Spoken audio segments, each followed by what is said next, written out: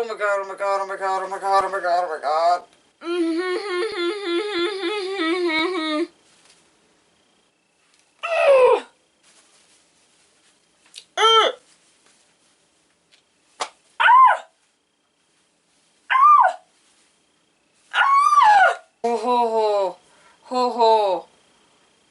Oh, Rooster Teeth, why would you do this to me?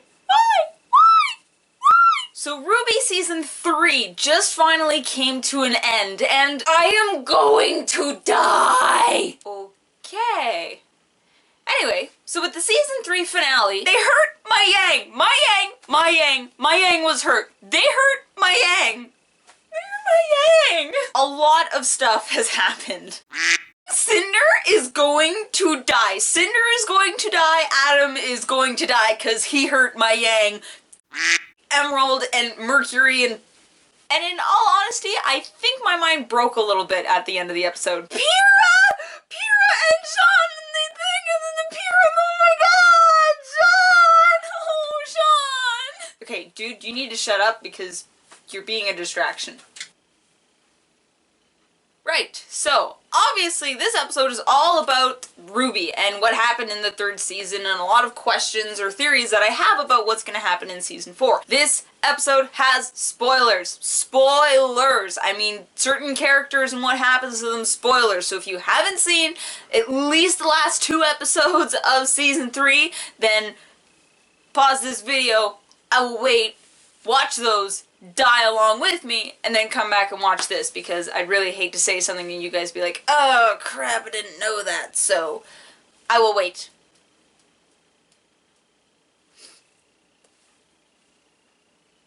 Okay, like, the 2 episodes together are like more than half an hour, probably 45 minutes plus, so if you could pause that and then come back, then we'll keep on going. Okay, cool, pause, yes, no, alright, you're sticking around, you're watching? Okay, here we go. So obviously with the end of the last episode of RWBY Season 3, a lot of questions were answered, but just as many new questions popped up. First off, Yang. No, you are going to be quiet, but... okay. So yes, things happened to my Yang and I nearly died. Her arm was cut off. Gone. She pulled a Luke Skywalker on this shit and I don't much appreciate it. So obviously our first question is, what's going to happen to Yang? Before I get too deep in it, can I honestly say that I was actually surprised by how Yang was reacting after everything had happened? Tai Yang, her and RWBY's dad, said to RWBY when RWBY asked where and how Yang was doing, said that there was no way that this was going to slow Yang down. This is not what I got when we found sad, lost little puppy Yang sitting in her bed all by herself. So it's a little weird. Not what I expected. Also, did anybody else notice that the room that RWBY woke up in, there were 2 beds, and each bed had red pillows or yellow pillows? Clearly, this is a room that Yang and RWBY shared. This was their room.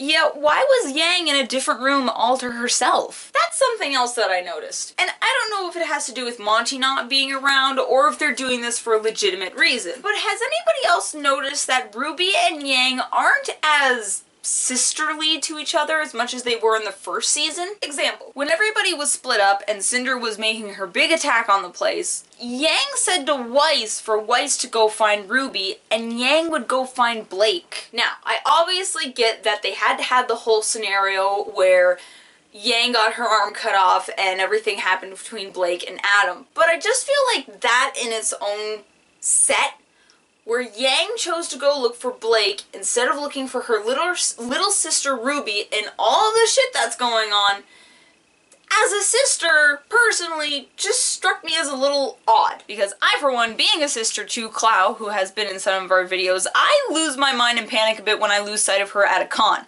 I know she can take care of herself, but I'm a sister, I worry, it's what I do. I try to make sure that she's safe everywhere I go. Backtracking to Yang being in her little bed. Obviously, this isn't going to keep her down. She's not going to stay sad in her bed for the rest of the series. So the real question is, how is she going to get back up on her feet? I see it happening 2 ways. One, that Tai Yang is going to mention that RWBY has gone off on her own. He's going to go look for her, but Yang decides to take it upon herself to go and find her little sister who she should be protecting. 2, is that Crow is going to be the uncle that I think he is towards Yang especially. I don't think Crow is sweet with Yang. I think he's rather hard with Yang. So I think he's gonna go in there, storm in, and be like, what are you doing sitting here in your bed being sorry for yourself about something that happened? It's time that you get off your ass, go find your sister, and help protect her and fight back in this world. Because, honey, sitting in your bed is not good enough. But I'm sure everyone's biggest question about Yang is this. What's gonna happen to her arm? Automail! No, but seriously. We have already seen that Ironwood has the ability to attach mechanics to a person. So who's to say that he's not gonna maybe rig Yang up with a little bit of automail action? I want to see that. Maybe she'll get like a Samus thing going on. She'll have like an arm cannon. She'll have her normal gauntlet and then the other one will just turn into a cannon.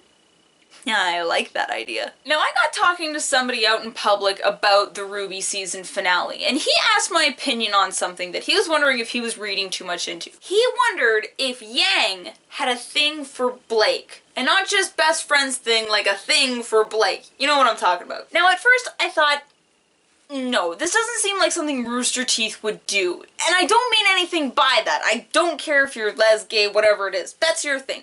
But I just thought of it to be an odd move for Rooster Teeth to make with the 4 main girls. Could they have a character that was lesbian in this show? Absolutely, I could see them doing it. But doing it with Yang and Blake, right off the bat, I just thought this was a little odd.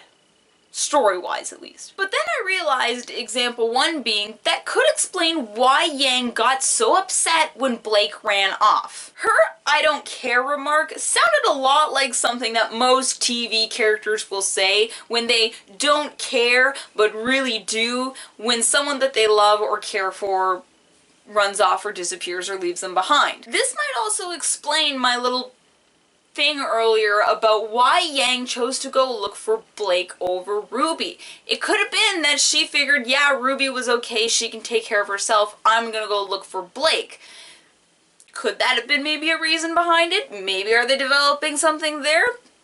That's the theory, but I guess we'll just have to wait and see if the Bumblebee ship actually becomes a reality. Speaking of ships, Pyra and Jaune, oh my god! Let's start with Pyra. I was reading a comment section on the last episode of RWBY Season 3, and there was a comment that caught my eye. This guy was mentioning how the opening lyrics have been foreshadowing things that have been happening in the series, which I'm sure we can all agree is true. One line that he was focusing on read as this.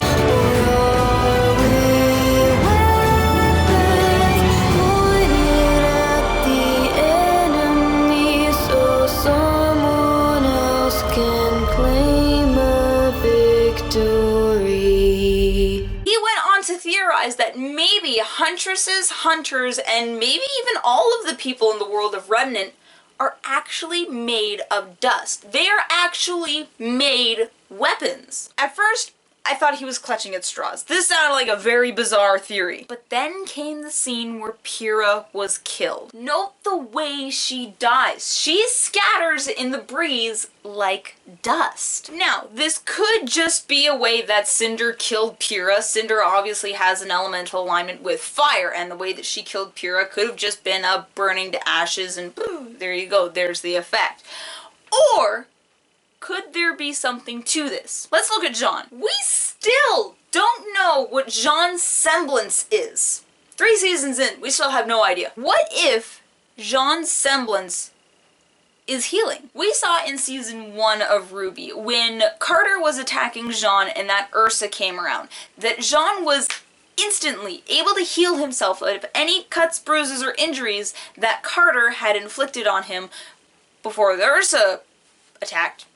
What if Jaune could gain the ability to heal?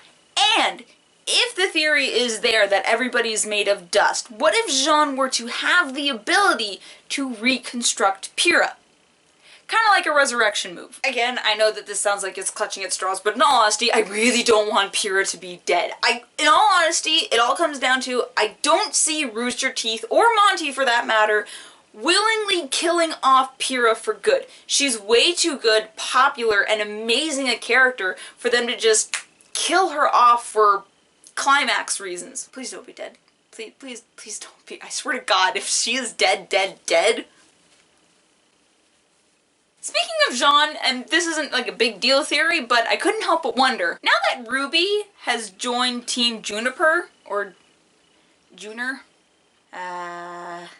who's team leader? RWBY was the leader of her team, and Jaune is the leader of his team. So technically they have two team leaders on this team.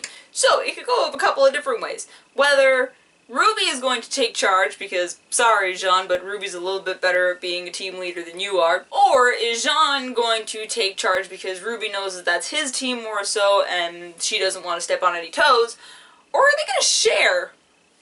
I don't know. Also, what's their name now? Team Journer. Team Ranger? Team Journe. Team Journer. Let's work on that. And Weiss! Damn, she was so close with finally being able to summon. We kind of guessed that Weiss was going to have some kind of a night-based summon spirit. Mainly just because one of her trailer being that it was based around a night, but also when it came to that little caterpillar and she had a little bitty ice sword beside that. When we saw that, we're just like, night, night, night. It's gonna be a night. But it looks like it's gonna be a giant-ass night because did you see that arm? Holy crap. Awesome. So now we just have to play the waiting game until she summons that fully. Cosplayers go when that thing pops up. If I see a Weiss Knight, a Weiss Ice Knight, a Weiss Ice Knight, that'll be amazing. And lastly, when does the soundtrack get released? Oh my god! I want it. The music in this season was really, really good. I want it. It was the first thing I did when I ended the last episode. I just hopped onto iTunes to see if season 3 soundtrack was out. It was not. I was sad. Also, hopefully season 4 of RWBY will be released in August, where they usually release it, or at least during the summer, and not in October. This wait is going to kill me. Oh, and one last thing. Who the f*** is that? Who is this? Who is this? She an alien? What is this? What's with her face? What's with her eyes? She get that checked, lady. She's weird. So thank you guys so much for watching my reaction theories on RWBY Season 3. Season 4, it's gonna be amazing. Super looking forward to it. Hopefully they'll have another thing when they do the RTX con in Texas. That'll be great. Also, I wanted to correct myself on something that I said, I don't know which video it was, but it was said in the video, that the Hatsune Miku concert that I'm going to is in March. I was very much wrong. It's in May. Wrong M month. So May 20th is when that convention expo thing is. That's when I'll be doing the video. It's not in March. Wrong day. It's in May, not March.